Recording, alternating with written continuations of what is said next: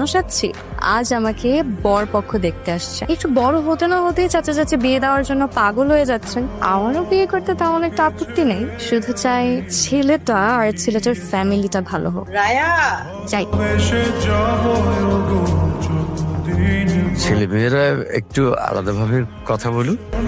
Face cutting ও ঠিকঠাক, চুলও ঘন আছে, 10-এ 6 দেয়া যায়। 10-এ অ্যাটলিস্ট 12 ডিজার্ভ করেন আপনি। না না, আমি তো আপনাকে মার্কিং করেছি। নার্ভাস হলে আমার একটু হিচকি। মুঝে প্রেম করেছেন কয়টা লাইফে?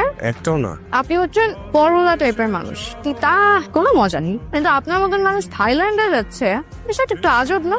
স্বাদিহা একটা দুটো থাই ওয়ার্ড কিন্তু আমিও পারি। নি নি নি গুড গুড।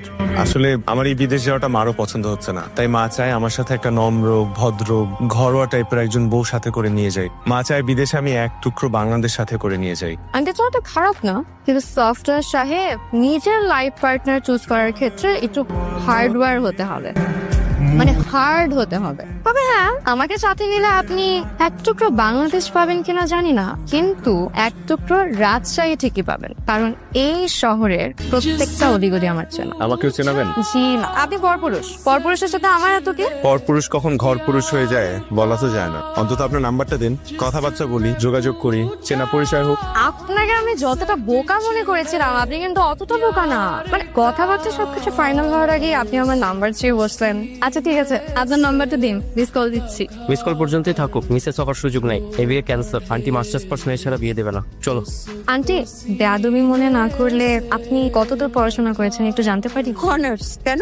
আপনি নিজেই তো মাস্টার্স পাস করেননি, অথচ ছেলের জন্য বউ খুঁজছেন মাস্টার্স পাস করা, বিষয়টা একটু কেমন হয়ে গেল না? আমার বড় মেয়ে এবং বড় মেয়ের জামাই দুইজনই মাস্টার্স পাস। তাছাড়া ছোট মেয়ে মাস্টার্স করেনি বলে তাকে এখনো বিয়েই দেয়নি। আমার পরিবারে মাস্টার্স পাস ছাড়া কেউ এলাও না। ঘরের মধ্যে মাস্টার্স পাস থাকা বেশি জরুরি নাকি ভালো মনের একজন মানুষ থাকা বেশি জরুরি? এত কিছু তোমাকে কৈফিয়ত দিতে হবে কেন? বেয়াদব মেয়ে, যাও ঘরে যাও।